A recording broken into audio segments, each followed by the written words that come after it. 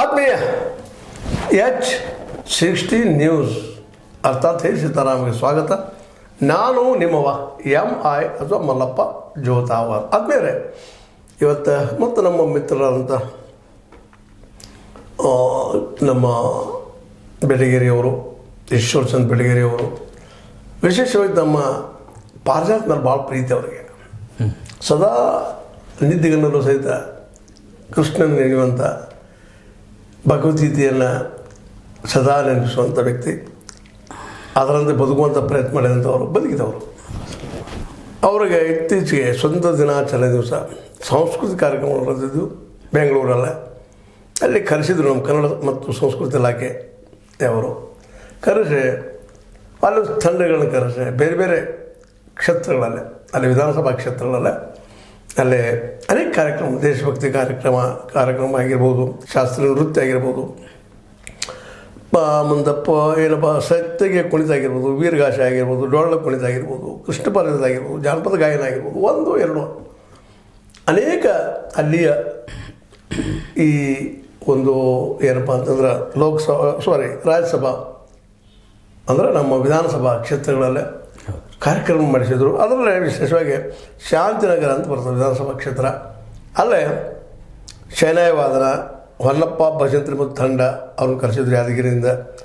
ಶ್ರೀಕೃಷ್ಣ ಪಾರಿಜಾತ ಶ್ರೀ ಯಲ್ಲಪ್ಪ ನಾಯ್ಕರ್ ಮತ್ತು ತಂಡ ಬೆಳಗಾವಿ, ಆ ತಂಡದಲ್ಲೇ ನಮ್ಮ ಮಿತ್ರರು ಭಾಗವಹಿಸಿ ಪಾರಿಜಾತದ ಬಗ್ಗೆ ಕೃಷ್ಣ ಪಾರಿಜಾತ ಅದರಲ್ಲೂ ಕೃಷ್ಣ ಪಾತ್ರ ಮಾಡಿ ತೋರಿಸಿತ್ತು.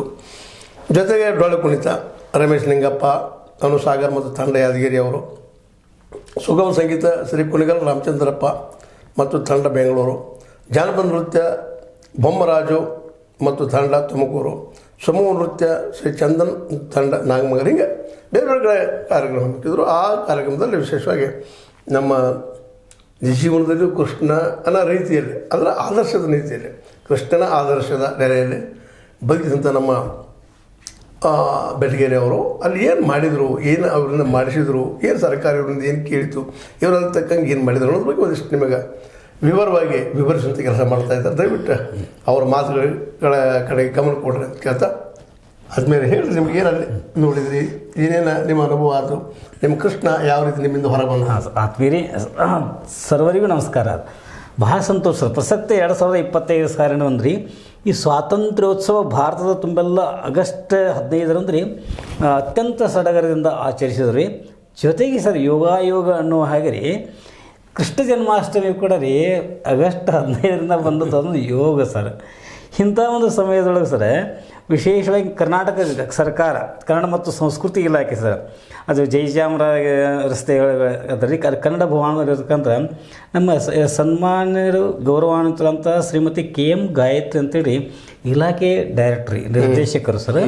ಹಾಗೆ ನಮ್ಮ ಗಣಕ ಸರ್ಕಾರದ ಕಾರ್ಯದರ್ಶಿಗಳಂತ ಡಾಕ್ಟರ್ ವೆಂಕಟೇಶ್ MB ಅಂತೇಳಿ ಅವರ ಒಂದು ಆದೇಶ ಪ್ರಕಾರ ದೇಶದಾದ್ಯಂತ ಇದೆಲ್ಲರಿ ಸ್ವಾತಂತ್ರ್ಯೋತ್ಸವದ ಸಂಭ್ರಮ ಅದ ರೀ. ಜೊತೆಗೆ ಏನದ ಸರ್ ನಮ್ಮ ಕರ್ನಾಟಕ ರಾಜಧಾನಿ ಬೆಂಗಳೂರಿನಳು ಸರ್ ಭಾಳಷ್ಟು ಕಡೆ ಏನು ಸರ್ ಒಂದೊಂದು ವಿಧಾನಸಭಾ ಕ್ಷೇತ್ರಕ್ಕೆ ರೀ ವಿಶೇಷವಾದಂಥ ಒಂದು ಅದನ್ನು ಬಜೆಟನ್ನು ಇದನ್ನು ಮಾಡಿಕೊಂಡ್ರಿ ಜಾನಪದ ಕಲೆಗಳ ಕುರಿತಾಗಿ ವಿಶೇಷವಾದಂಥ ಒಂದು ಆದ್ಯತೆಯನ್ನು ನೀಡಿದ್ದು ಅದೊಂದು ಸೌಭಾಗ್ಯ ಸರ್. ಇಂಥ ಒಂದು ಸಂದರ್ಭದಲ್ಲಿ ಈ ಕನ್ನಡ ಭವನದ ಪಕ್ಕದಲ್ಲಿರ್ತಂಥ ರವೀಂದ್ರ ಕಲಾಕ್ಷೇತ್ರ ರೀ, ಯಲಹಂಕಾರಿ ರಾಷ್ಟ್ರಕವಿ ಕುವೆಂಪು ಕ್ರೀಡಾಂಗಣ ರೀ, ಕೃಷ್ಣರಾಜಪುರದ ಮೇಡಹಳ್ಳಿ ಕೋದಂಡರಾಮ ಸ್ವಾಮಿ ಅವ್ರದ್ದು ರೀ, ಬ್ಯಾಟರಾಯನಪುರ ರೀ, ಮಹಾತ್ಮ ಗಾಂಧಿ ಉದ್ಯಾನವನ, ರಾಜರಾಜೇಶ್ವರಿ ಜ್ಞಾನ ಭಾರತಿ ವಾರ್ಡ್ ರೀ, ಹಿಂಗೆ ದಾಸರಹಳ್ಳಿ, ಹೊನವಳ್ಳಿ, ವಿಷ್ಣುಡಮ್ ದೊಡ್ಡನಕರ್ಣಿ ಮತ್ತು ಮಹಾಲಕ್ಷ್ಮಿ ಲೇಔಟ್, ನಾಡಪ್ರಭು ಕೆಂಪೇಗೌಡ ಉದ್ಯಾನ ರೀ, ಮಲ್ಲೇಶ್ವರ ಗಣಪತಿ ದೇವಸ್ಥಾನ ರೀ, ದೇವಯ್ಯ ಪಾರ್ಕ, ಹೆಬ್ಬಾಳದ ಸಂಜಯ್ ನಗರಿ ಇದು ಚಂದ್ರಪ್ರಿಯ ರಂಗಮಂದಿರ, ಪುಲಕೇಶಿಯ ಪಿಳ್ಳನ್ ಗಾರ್ಡನ್, ಹೀಗೆ ಸರ್ ಬೇರೆ ನಗರದ ವಿಧಾನಸಭಾ ಕ್ಷೇತ್ರ ರೀ, ಅಲ್ಲಲ್ಲಿ ಕಲಾಮಂದಿರಗಳಿಗೆ ರೀ ಬೇರೆ ಬೇರೆ ಕಡೆ ಸರ್ ಕರ್ನಾಟಕದಾದ್ಯಂತ ಇದ್ದಂತೆ ಈ ಒಂದು ಕಲಾಕಾರನೆಲ್ಲ ಕಳಿಸ್ರಿ.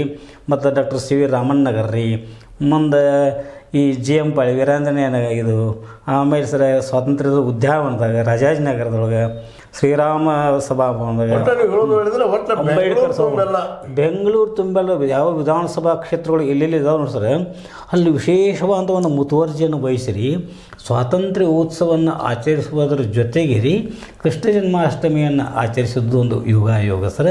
ಈ ಸಂದರ್ಭದೊಳಗೆ ರೀ ನಮಗೆ ಬೆಂಗಳೂರಿನ ಶಾಂತಿನಗರದ ವಿಧಾನಸಭಾ ಕ್ಷೇತ್ರ ಶ್ರೀ ಗರುಡಮಾಲಾ ಕ್ರೀಡಾಂಗಣ ಅಂತೇಳಿ ಬಸ್ ನಿಲ್ದಾಣ ಎದುರುಗಡೆ ಇದೆ ಸರ್. ಅಲ್ಲೊಂದು ಬಯಲು ಮಂದಿರದೊಳಗೆ ಜನಸೇವಾ ಟ್ರಸ್ಟ್ ಅಂತ ಮಾಡಿದ್ರಿ. ಅದರ ಒಂದು ಸಂಘಟಕರಾದಂಥ ಸನ್ಮಾನ ಶ್ರೀ ಎಚ್ ಬಿ ರಾಜೇಗೌಡ ಅವರು ರೀ ಈ ಸ್ವಾತಂತ್ರ್ಯದ ಒಂದು ಸಡಗರದೊಳಗೆ ನಮ್ಮ ಉತ್ತರ ಕರ್ನಾಟಕದ ಈ ಜಾನಪದ ಕಲೆ ವಿಶೇಷವಾಗಿ ಸನ್ನಾಟಕ ರಾಜ ಎನಿಸಿಕೊಂಡಿರುವಂಥ ರೀ ನಮ್ಮ ಕೃಷ್ಣ ಪಾರಿಜಾತಕ್ಕೆ ಅವಕಾಶ ಕೊಟ್ಟದ್ದೊಂದು ಯೋಗ ರೀ. ಅದು ಸ್ವಾತಂತ್ರ್ಯೋತ್ಸವನೂ ಹೌದು ರೀ, ನಂತರ ಕೃಷ್ಣ ಜನ್ಮಾಷ್ಟಮಿ ಹೌದು ರೀ, ಮುಂದೆ ಪಾರಿಜಾತ ಪ್ರದರ್ಶನ ಹೌದು. ಹೀಗಾಗಿ ಸರ್ ನನಗೆ ವಿಶೇಷವಾಗಿ ಕೃಷ್ಣ ಪಾರಿಜಾತದ ಪಾತ್ರಧಾರಿಯಾಗಿ ಭಾಳ ಸಂತೋಷ ಆಯ್ತು ಸರ್. ಯಾಕಂದ್ರೆ ಕೃಷ್ಣ ಹುಟ್ಟಿದ್ದೂ ಜೈಲಿನೊಳಗೆ ರೀ, ನಮಗೆ ಸ್ವಾತಂತ್ರ್ಯ ಸಿಕ್ಕಿದ್ದೂ ರೀ 15th ಆಗಸ್ಟ್ ರೀ, ಅದು ಆಗಸ್ಟ್ 15 ಹೊರಗೆ ಬಂದದ್ದು. ಈ ರೀತಿಯಾಗಿ ಸರ್ ಈ ಒಂದು ಇದ್ರೊಳಗೆ ಸರ್ ನಮ್ಮ ರಾಷ್ಟ್ರಾಭಿಮಾನ ಮೂಡಿಸುವಂಥದ್ದು ದೇಶಭಕ್ತಿ ಗೀತೆಗಳಾಗಲ್ರಿ, ನೃತ್ಯ ರೂಪಗಳಾಗಲ್ರಿ, ಜಾನಪದ ಸಿದ್ಧಿ ಕುಣಿತ ಸರ್, ವೀರಗಾಸೆ ರೀ, ಲಂಬಾಣಿ ನೃತ್ಯ ರೀ, ಹಗಲು ವೇಷ ರೀ, ಯಕ್ಷಗಾನ ರೀ, ಜೋಗತಿ ನೃತ್ಯ, ಕಂಸಾಳೆ ರೀ, ಡೊಳ್ಳು, ಸಮೂಹ ನೃತ್ಯ, ಕಣಿವಾದನ ಸರ, ನಂದಿಕೋಲು, ಜಾನಪದ ನೃತ್ಯ, ಶಾಸ್ತ್ರೀಯ ಗಾಯನ, ತತ್ವಪದಾಸ, ಜೇನುಕುರುಬರು ಕೋಲಾಟ, ಸೋಮಣ ಕುಣಿತ, ಕರಡಿ ಮೊದಲ್ರಿ, ಕರಡಿ ಕುಣಿತ, ಜಾನಪದ ಗೀತೆಯೊಂದಿಗೆ ಸೂತ್ರದ ಗೊಂಬೆ ಆಟ ರೀ, ತಮಟೆ ವಾದನ ರೀ, ಪೂಜಾ ನೃತ್ಯ, ತಾಸಾರೊಂಡೋಲ್ ಅಂತೇಳಿ ಜಗ್ಗಲಿಗಿರಿ, ಮುಂದೆ ಭರತನಾಟ್ಯ, ಉಲ್ಟಿ ಕೋಟ್ ನೃತ್ಯ, ಸುಗ್ಗಿ ಕುಣಿತ, ಚಂಡೆ ವಾದನ, ಗೊರವರ ಕುಣಿತ ರೀ, ತಾಸೆ ವಾದನ, ಬಾನ್ಸುರಿ ರೀ, ಕೊಳಲು ವಾದನ ರೀ, ಸತ್ತಿಗೆ ಕುಣಿತ, ಕರಡಿ ಮೊದಲು, ತೊಗಲುಗೊಂಬೆ ಆಟ ರೀ, ಮುಂದೆ ಗಾಡಿ ಜಾದು ರೀ, ಜಾದುಗೊಂಬೆ ಆಟ, ಮಹಿಳಾ ರೀ, ಕೀಲುಗೋದ್ರಿ ಆಟ, ಕಿಪ್ಪಿಕ್ಕಿ ನೃತ್ಯದ ಆಟ, ಬೇಡರ ವೀಸ, ಕೊರಗರ ಡೋಲಿ ಆಟ, ಚರ್ಮವಾದ್ಯ ನೃತ್ಯದ, ಮುಂದೆ ರೀ ಕೈಚಳಕದ ಇರ್ತದೆ ರೀ, ಚಿಟ್ಟಿ ಮೇಳ, ಲಯವಾದ್ಯ, ಚಾಂಜಿ ಮೇಳ, ಕೋಲಾಟ, ನಾಸಿಕ್ ಡೋಲ, ಮುಂದೆ ದಾಸಿಂಚನ, ಚಿಲಿಪಿಲಿ ಗೊಂಬೆ, ದಿಪ್ಪ ನೃತ್ಯ, ಕುದುರೆ ಕುಣಿತ ರೀ, ಚೌಡಿಕಿ ಪದ, ಈ ವಚನ ಸಂಗೀತ, ಕಂಗೀಲ್ ನೃತ್ಯ, ಶಯನಯ ವಾದನ ಸರ್. ಹಿಂಗೆ ಅವು ಕಾರ್ಯಕ್ರಮಗಳನ್ನು ವೈವಿಧ್ಯ ಅಂದ್ರೆ ನಮಗೆ ಸರ್ ಜಾನಪದದೊಳಗೆ ಇಷ್ಟೊಂದು ಇವೆಲ್ಲ ಅದಾವಂತೇಳಿ ನನಗೆ ಗೊತ್ತಿರಲಿಕ್ಕಿಲ್ಲ ಸರ್.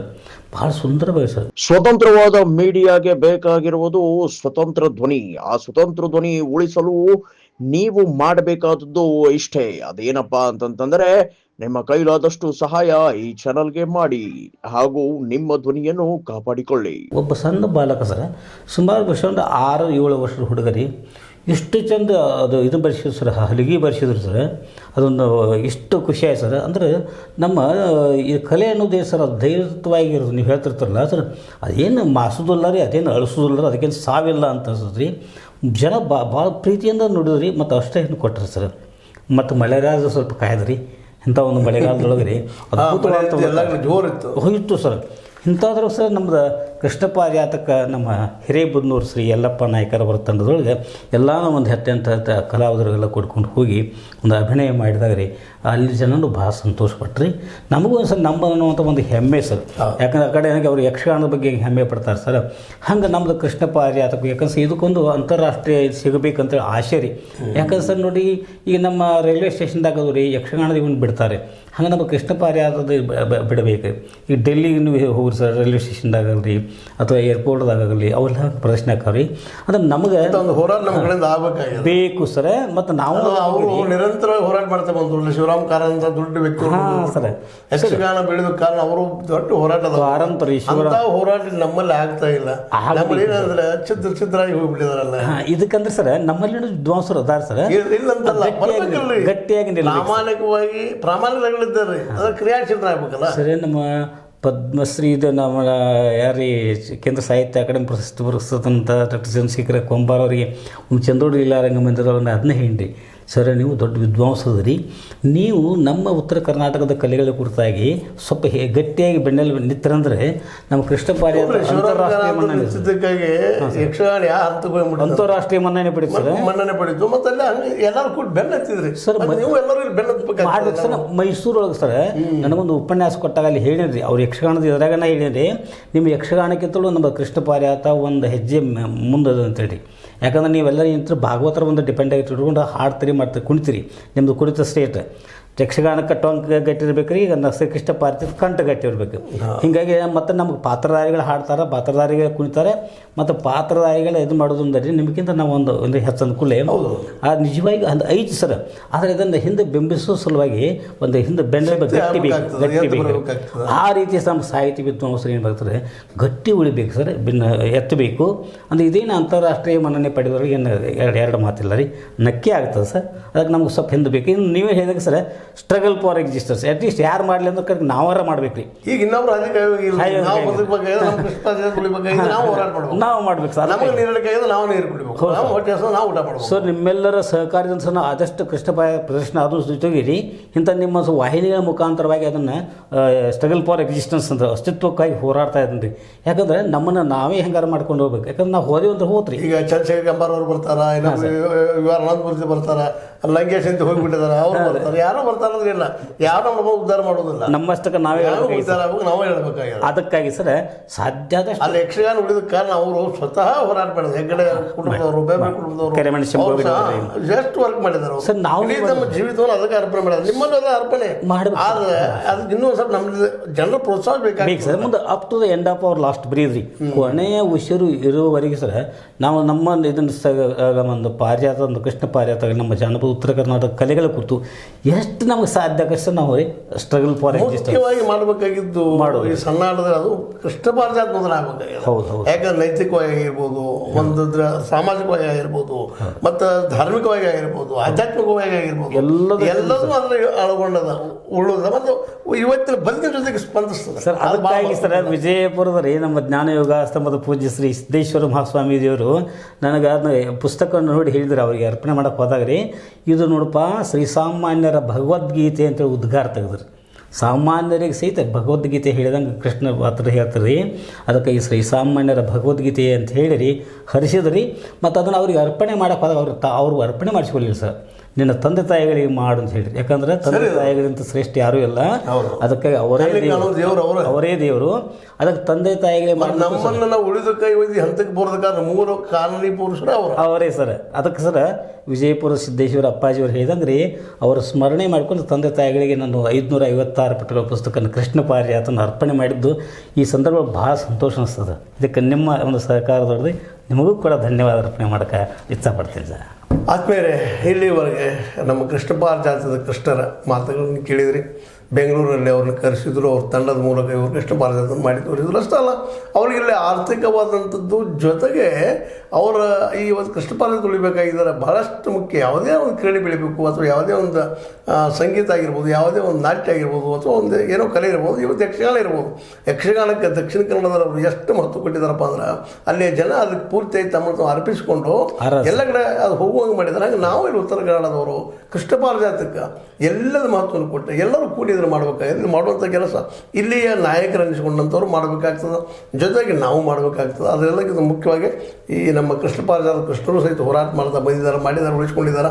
ಇಂಥ ಉಳಿಸ್ಕೊಳ್ಳೋ ಕೆಲಸ ಎಲ್ಲರಿಂದ ಆಗಬೇಕಾಗಿದೆ. ಅಂದಾಗ ಮಾತ್ರ ಅದು ಅಂತಾರಾಷ್ಟ್ರೀಯ ಮಟ್ಟಕ್ಕೆ ಬೆಳೀಲಿಕ್ಕೆ ಸಾಧ್ಯ. ಒಬ್ಬರು ಕೆಲಸ ಅಲ್ಲ, ಎಲ್ಲರೂ ಕೂಡಿ ಮಾಡುವಂಥದ್ದು. ಆದರೆ ಎಲ್ಲರೂ ಅದಕ್ಕೆ ನಾವು ಕೈ ಹಚ್ಚಬೇಕಾಗ್ತದೆ. ಆ ದಿಶೆಯಲ್ಲಿ ಎಲ್ಲರೂ ಸಹಕಾರ ನೀಡಲಿ.